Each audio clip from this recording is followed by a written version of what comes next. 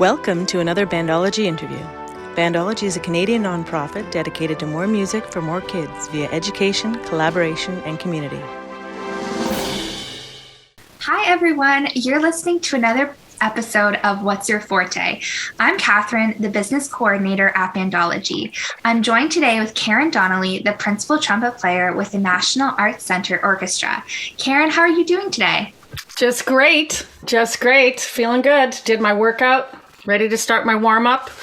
Awesome. Perfect. Put in a little interview in between. That sounds good. Yeah. Amazing.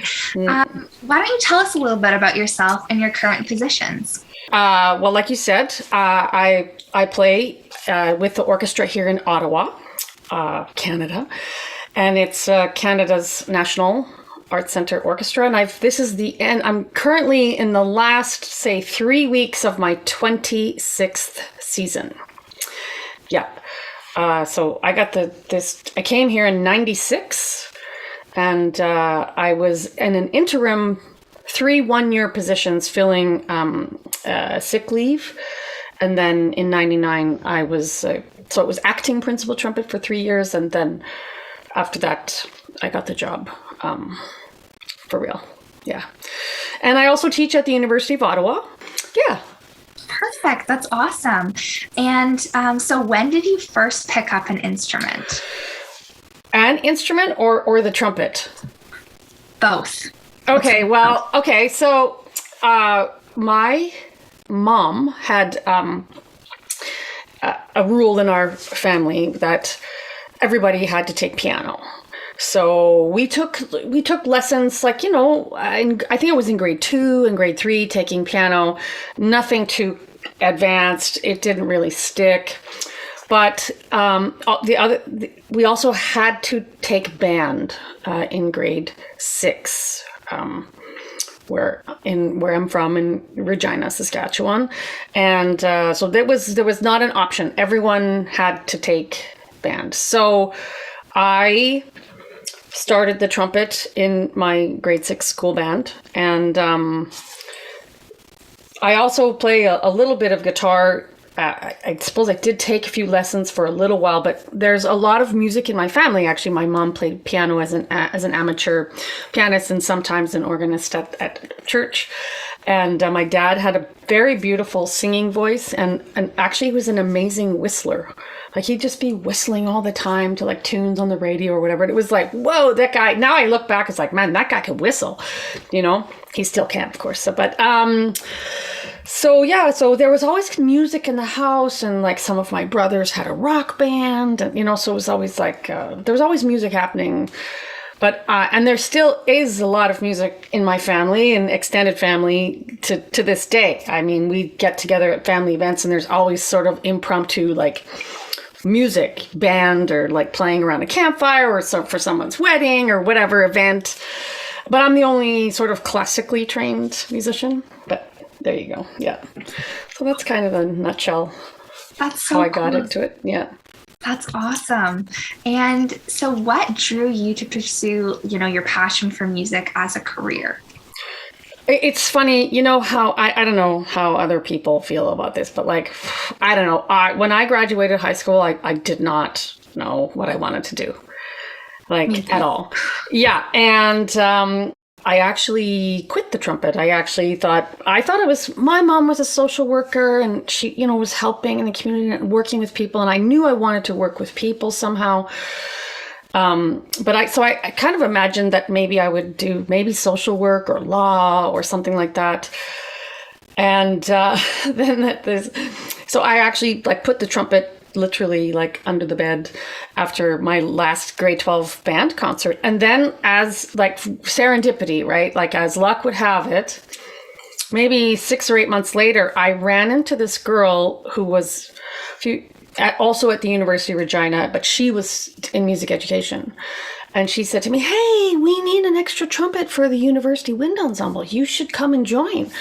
And I was like, "Nah, I don't know. I'm not really playing trumpet anymore. And I don't know. I haven't touched it in months and months, She goes, "No, the music people, they're nice and they have good parties."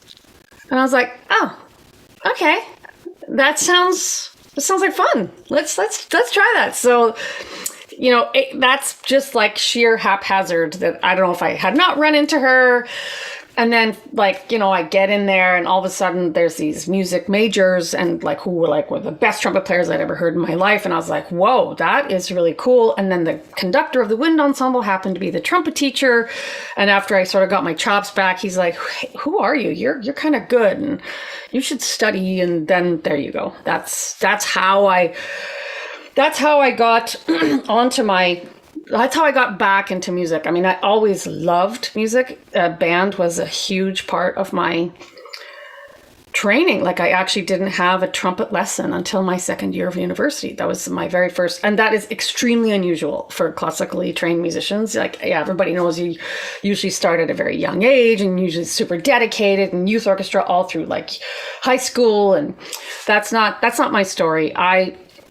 But that's how it went. And I used to think it was sort of a curse that I didn't have those, because I see the value, of course, now that I'm experienced, the value of having that input every week on your technique. And because sometimes I still that third finger, it's still here I am 40 years later playing trumpet and I'm still if I'd learned that stronger technique maybe back then, sometimes I think it was a curse or a weakness that I never had that early input. And I always, but also now it was also a blessing because it gave me that I want to get better. It gave me that I'm dropped into this world of everyone is more advanced than me in my second year of university when I started studying music seriously. And I had this and plus I was I loved it. I mean, oh wow, what's that? And listen to that symphony. I was like, holy cow, this is the most beautiful thing I've ever heard in my life. And then listen to this next symphony. It's oh my God, this is incredible too. So this whole world opened up, So I've always sort of had that oh wow, what's that new? And just this morning, actually, before we were talking, I'm learning a piece I have to play in a month. It's a very well-known piece that I've listened to before by Strauss, but I've never played it. So it's So it's you listen with different ears when you're learning something, very intently and very with in-depth detail. I'm looking at the score and, so. But that I think that thirst, it was always sort of a curiosity or pulls me in. And music, there's always something new. There's a new piece to learn. There's a new band to discover. There's a new genre to try. There's even, you want to extend, there's new instruments to learn. There's always something that can be stimulating for you in any kind of art, but particularly music, of course. Wow, that's amazing. I think so inspiring for young musicians that, even if you don't have that every week lessons, the fact that if you have the curiosity and the motivation to learn that you can become a musician. So very inspiring. I did, of course, have feedback of playing concerts and having this extremely joyful experience and was wow, that was amazing. I want to do that again. Or learning, hearing this piece. I remember, honestly, the very first time I listened to Schumann's Symphony No. 2. It's the opening that is a trumpet excerpt. It's very simple. It's C, G, G, C, G, C. It's not complicated, but it's very soft. It requires a lot of control. And I was like, okay, whatever. That's the part. Okay, I learned it. I figured, Then I put on, back then an album on the turntable and then headphones, and I hear this sound and the hair on the back of my neck stood up. This with that string bed and this atmosphere that was created with this trumpet line in the background of it, this simple trumpet line, little mini fanfare thing. Oh, it was, there's no denying that it was in there for me. I just found it later. Yeah. That's amazing. And I guess once you were, decided to do trumpet, or even in your band, who were kind of some of your major influences or your mentors? Well, I can of course say my teachers. thankfully, I've had great guidance from amazing people. Like even my high school band teachers were, like, I credit that also for me being not too far behind, because the band program in Regina was super active. Like when I was in high school, I played in a brass quintet, playing very standard repertoire, like repertoire that I'm still playing to this day, like legit brass quintet. Yeah, we had this incredible program. I played in a jazz combo, a big band, an honor band, the regular concert band. So I was playing every day, and like, of course, there was a social aspect of, so I could say, like, my mentors, I learned from my friends. I still do. I learned from my colleagues. I learned from, you're playing something and you hear somebody play something beautifully, even if it's like whatever instrument, like our principal flute and in the orchestra here at the NAC. I mean, she's just a glorious player. And I swear every note she plays is like a beautiful pearl. So that is my inspiration, So, but trumpet mentors, again, at the University of Regina, I studied with the trumpet teacher there. He got me on a path, Dr. Ed Lewis. And then I went to McGill and I studied with the two super well-known trumpet teachers who were members of the Montreal Symphony at that time. Bob Early, who went to play in Philadelphia after that, the Philadelphia Orchestra, and James Thompson, who's, these were the dream team members of the Montreal Symphony with all their famous recordings were done at that time. And they're like the landmark. They are like seriously landmark recordings for much of the repertoire. They were just churning out and the orchestra sounded amazing. And I would go hear them every week, sometimes twice, Wednesday nights. And sometimes I'd sneak in for the second half of the Thursday concert, to hear the symphony again. I'd be practicing at McGill and then, it's time for intermission. So run over to Place des Arts, just a quick walk over there and grab the concert. But I've had great teachers all along. Even now, I will say, like, that also has sort of been this idea from when I started studying trumpet, like, I have to catch up. I've always sort of had mentors. So even when I'm a professional, and it is kind of unusual, but I still do take lessons. I still, not every year, but like every other year, I'll go to a mentor, like a industry top standard person. And like over the pandemic, I had a Zoom lesson with this guy in the LA Philharmonic, and it was amazing. Get some feedback, and he gives, he obviously says, yeah, you sound good, but like maybe think about this, or maybe look at that, and think about, and sometimes it's the most basic thing that it can turn on a light bulb that will nourish me for months and months, Exciting. And I love how it's like the constant learning and like growing from it. I think that's amazing. Yeah. And with all these mentors, you've had just an incredible career. So do you have any career highlights that you want to share with our audience? That's a good question. I mean, well, I don't know. The orchestra I play with, the NAC Orchestra, we're lucky. We get to tour quite often, obviously not with the pandemic, but we've been to lots of cool places. But career highlights, I think one of my highlights was in 2017. Was that the year? Yeah, when it was the sesquicentennial of Canada, the 150. We went to every single province and territory. So I got to touch every single piece of land in Canada, every single territory, and engage with the local musicians there and do some teaching and play concerts. And so that was definitely something exciting.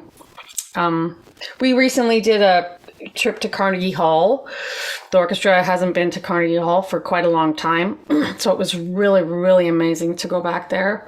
Oh, that's incredible! Yeah, and you got to play in every single province and territory. I think I totally in 1 year. It's cool. Yeah. Gosh. Yeah. Oh my gosh. Yeah. So, Yeah. did you have a favorite place you played at? Well, it's hard to compare because they're there's nothing beats going home to Saskatchewan. Nothing beats playing for sort of my mom and dad, and so but I will say I really loved going up north. I really loved going to Iqaluit and to like Nunavut and like the musicians there, meeting the community there. I don't know. That really touched me somehow. And I would love to go back, or, I follow their artists that I met up there. I follow them on Instagram, and their work they're doing up there is just absolutely so inspiring, like real art, So yeah, that's kind of cool. That is, so cool. And with a trumpet being so versatile, are there any different, what is your favorite style of music to play? Because I know trumpet, you can play anything from pop to jazz to classical. So what's kind of your favorite, or is can you not choose a favorite because they're just this is a little tricky question, because it is, sometimes people ask what's your favorite symphony, and it's like, well, what is the symphony I happen to be playing this week, because I really love that, so but as an orchestral trumpet player, I gotta say, I think most orchestral trumpet players would say Mahler. The symphonies of Mahler is because the trumpet writing is so idiomatic. It's so well crafted. There's lots of really detailed work, important things to play, beautiful things to play, as well as sort of the typical fanfare. Sometimes you get these beautiful lyrical solos. But I will also say that I love our pop shows. I love, we have a pretty great series here where we play all sorts of things. Sometimes it's the music of ABBA, and sometimes it's movies. We play along to movies, on the big screen. And we recently did a sort of a Broadway, honoring the composer Lerner and Loewe. They wrote the music to My Fair Lady. I don't know if you've seen that, but anyway, yeah. But I mean, honestly, I was playing that stuff, and I just thought, I cannot believe I'm getting paid to do this. This is I grew up on that, watching musicals with my mom. So it just really, I don't know. It doesn't get any better than that. I don't know. So. Oh, that would it'd be just so much fun. Yeah. And Harry Potter. I mean, John Williams, seriously, getting to play Harry Potter, that is just a gas. Talk about amazing composer for brass. Yeah. So, there's some great ones. Yeah. So it's hard to pick a favorite. You're right, though. Yeah, exactly. Yeah. Very hard.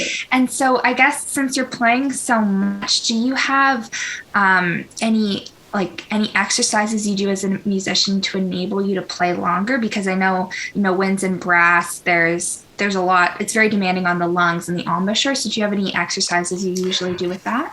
Yeah, I mean, I will say that there's something that we do have to be mindful as a brass player.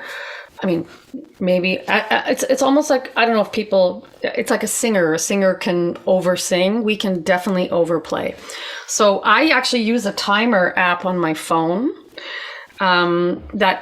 It's called Seconds Pro, if anybody cares. It's an athletic app for interval training, and so that intervallic work where you can, the custom timer, you can put in what you're practicing and then your rest period. So then it can be the length.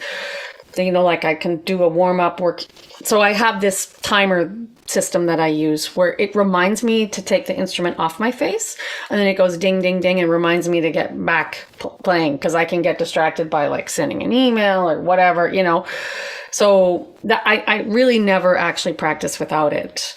So that is been a real game changer in terms of not over practicing, because I've many times over the years, I get going, I'm focused, and I'm practicing away down here, and I realize, oh my God, I've been playing nonstop, for 45 minutes, which is a lot for brass. So, and I've been oh God, am I going to have enough chops for the concert tonight? So thankfully that doesn't happen that much anymore now that I'm using this. It's thinking more like an athlete in sort of this the interval training type thing, where I sort of balance heavy with light, loud with soft, touching all the elements. I also use, I'm just looking around to see if it's around, a chart. I have a chart of a practice chart. Many people keep practice journals. But I have a list on the left-hand side of the chart is my things I want to practice, all the elements of trumpet playing, tonguing, double tonguing, slurring, flexibilities, high note, low, loud, soft, blah, blah, blah, repertoire even. And then the right hand, the up, that's the horizontal, and the vertical is the days of the week. So I just check off, did I do it? Did I do it? Did I do it? And I sort of have a 3-day rotation of trying to get through all the stuff on my list. So that's also been helpful, so that, because, you know, you kind of get in a role of playing the same thing, it becomes familiar, and pretty soon it's like, oh man, I haven't practiced double tonguing in like, you know, 3, 4, 5 days or whatever. And all of a sudden, if you don't practice it, it becomes rusty, you know? So that's the thing, is like making sure you're touching all the elements of playing so that you can be on top of all elements of your game for when anything can be thrown at you, you know, last minute repertoire change or like solo piece you want to learn. You know, if you haven't practiced triple tonguing for days and days or weeks and weeks even, you're going to be not as agile. It's just normal. So this chart system and the app have been super game changers. The other thing I also have, which, you know, young musicians might not, well, I don't know, I wish someone had told me, is that I always have an extra exercise band. Because playing a wind instrument, you know, like we're very often can be rolling forward with our shoulders, and we need to have very good posture and strengthen between the shoulder blades and the back, you know. So I do a lot of like strengthening with the band to get the middle of my back, you know. And if you're working out, you do a lot of pulls or like, you know, just things to work on rotator cuff and lats. Anyway, so that's, you talk about physically demanding. It's physically demanding for your, and it also helps with stress. I do, like I told you before we started, I just did my workout this morning. So that helps me manage the physical elements of playing the trumpet. Yeah. Wow, so interesting. And I, like, these are totally new, like, techniques I've What never is your heard. instrument? I play the oboe. Oh, yeah. Yeah, would be the same thing. Oboe, very forward. Exactly. The neck, you know, so we have to be, I mean, you're young, but like, you know, like I say, I've been doing this for 30, 40 years or whatever. And I'm mindful of, like, I see some people like this, so I want to have good posture. The body is aligned so that the lungs can be free as opposed to being restricted, you know. And it helps mentally too. It helps with my stress. It helps with my mental game. It's been a very good. I would strongly encourage anybody to look at that side. Yeah.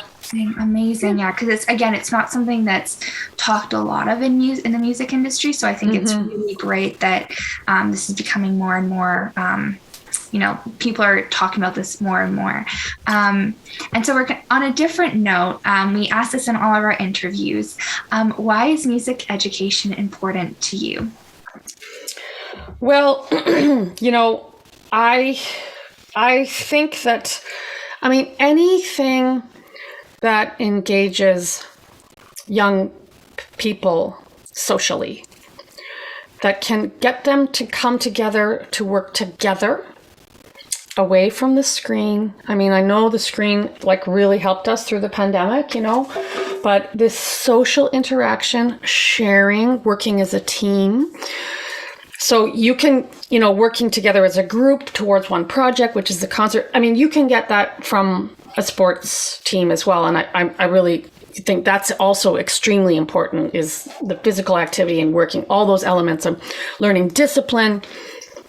The thing about music that I think is different from those other social experiences of being on an athletic team, I think there's this nurturing of our souls, of our hearts. Like when we have these experiences where you actually feel a warming inside when you hear something, like I said, like that Schumann symphony, where like, oh man, I didn't know that music touched me that way until I heard it that time when it was assigned by my teacher, you know, like I just hadn't heard it before. And so that nourishment of our hearts, which kind of, you know, we don't realize how much we need that.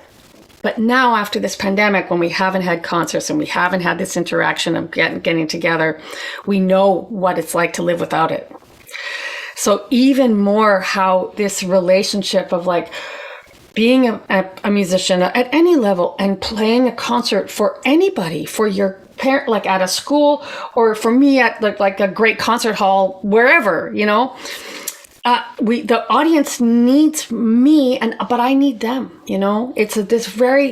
We need each other. It's a very symbiotic relationship and we definitely felt like through the pandemic, we didn't have that, and how brutal was that.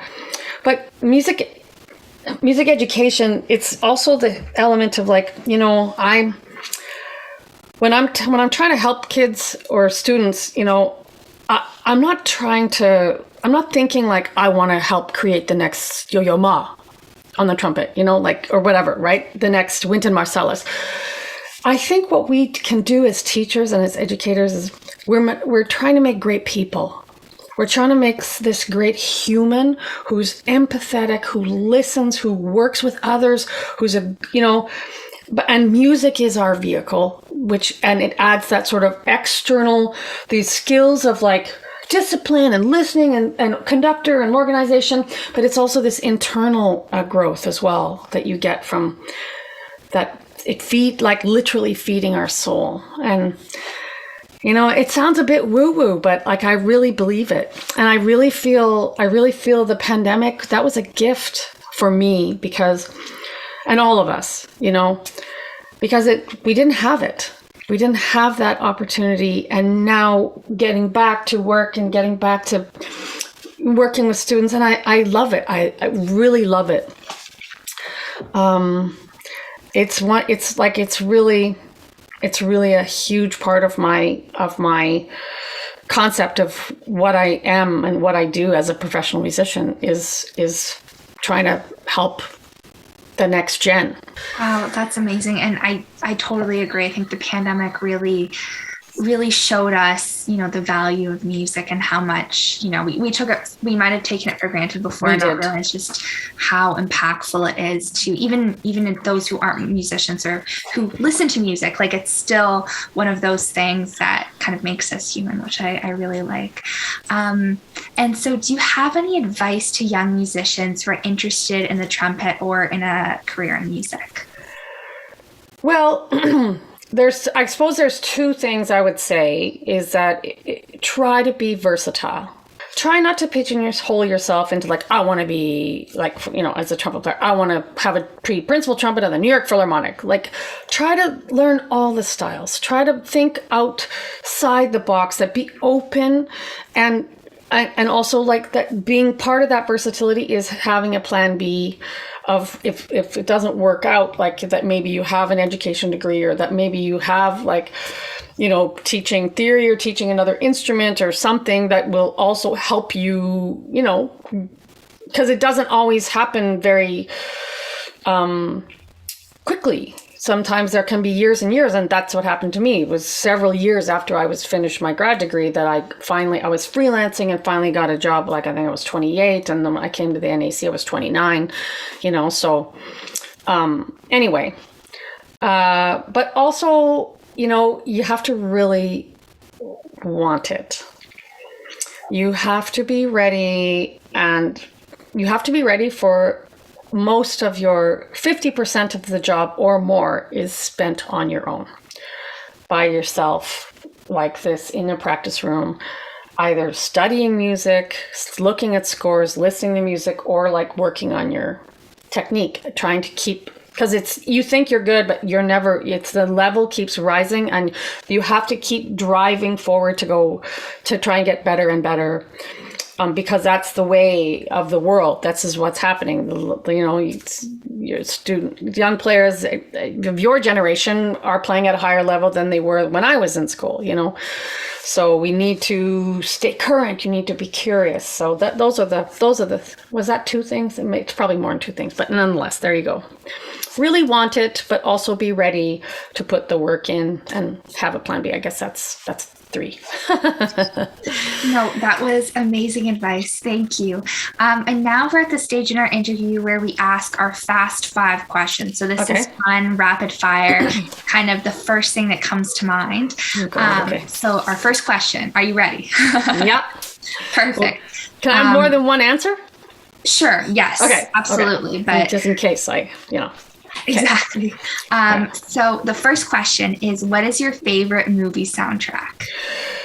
Well, I would say, I have to say The Sound of Music because that's my favorite movie. But also I would say my favorite movie soundtrack, my second choice would be Indiana Jones, John Williams. Yeah. Both really? Yeah, amazing trumpet. Sometimes when I want to get inspired, I put that movie on, Indiana Jones, and I'm like, gets me going. Yeah. Oh, I love that. And what is an instrument you wish you played? I wish I played the cello.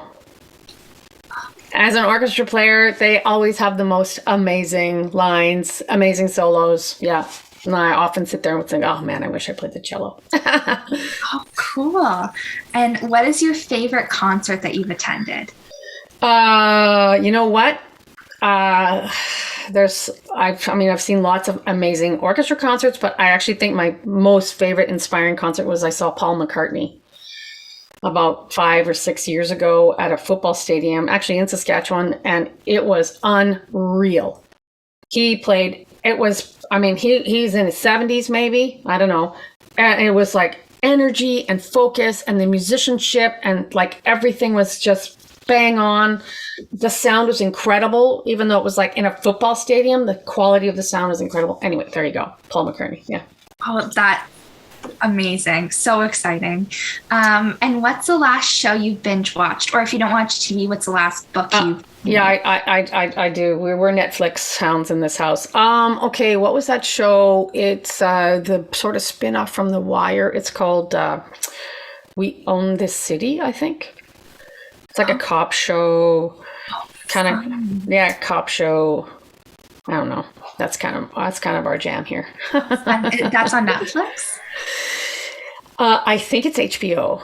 Okay. Actually, it's pretty HBO-ish. Yeah. Fun. And this last question, it's, at least I found this one challenging. What's your hidden talent? Yeah. What is my hidden talent? Jeez. Well, what would I don't know. I can juggle. That's a hidden talent for only 3. I can juggle 3 balls. But that's so cool. Yeah, that's not that impressive when you see guys juggling like 5, 6, 7. But anyway, yeah. Still really hard and a lot of coordination. Like, yeah, it's sort of a goofy thing. Yeah. Oh, that's awesome. Yeah. There can't be oranges in the house without me like trying to like. They would be bruised. Even 2, they would be bruised. Yeah. And so just our last question before we end the interview is, do you have any exciting plans or new projects coming up? Well, yeah, I saw a project I'm really, really super happy that we, that exists now, is we started with a bunch of friends in 2018, 2019, this, initiative, the Canadian Women's Brass Collective. And we had a conference in 2019 at the University of Toronto. Like, it's just a 3-day event where just, and the whole vision of that group is just to provide visibility so that people can see, because it's still quite unusual I was talking with some friends last night and like, we're trying to think that like, I currently am the only principal trumpet of an orchestra that I know of in North America. And it might even be like, no one comes to mind like in Europe or Asia where there's a female principal trumpet. So so just providing visibility that for young players and performance opportunities for people to see women playing together and that whole experience. So that's been so we're looking forward to hopefully doing another conference at the U of in Toronto, because it's a geographically strong area to gather as many people as we can, of course. That's that's a project that's coming up that I'm looking forward to. Yeah. And I'm just actually tomorrow headed off to the National Youth Orchestra of Canada to do some coaching of the trumpet section there. So I love NYO. I just love it's such a formative experience for any orchestral player. It's sort of the pinnacle of the training programs in Canada, and it's just an absolute thrill to be part of the journey of these super talented young players. So those are the things that's sort of on the horizon for me. Yeah. Wow, that's super exciting, and I love the conference that you've put together, because I think that's just so important. And yeah, we have a website, and we have some. Actually, the pandemic, we did quite a lot of online. Maybe what would you call them? Panels. People just talking. So anybody can check on our YouTube channel. Like there's, I don't know, at least a dozen different experts from all across Canada sharing and talking. Yeah, it was really, really, really great. Really great. Another silver lining of that crazy pandemic. Yeah. Exactly. Yeah. Really. Yeah. Getting like when one opportunity closes, another opens, and Yeah. There you go. So amazing. Well, thank you so much for coming. This was an absolute treat to interview. I had a lot of fun. I hope you did as well. Yes, you're easy to talk to, Kathryn. Yeah. Thank you. I had a great time. Thank you so much, Kathryn, for joining us on this episode of What's Your Forte and for sharing your cool experiences. I thoroughly enjoyed hearing everything you had to say. To everyone listening, thanks for sticking around, and we'll see you on the next episode of What's Your Forte. Thanks for joining us. If you like what you heard, you can learn more about our organization at bandology.ca, which features information about music education, advocacy and research, and our Play a Gig and Bandcamp programs. Follow us on social media for more videos, performance, and interviews on Facebook, Instagram, and YouTube.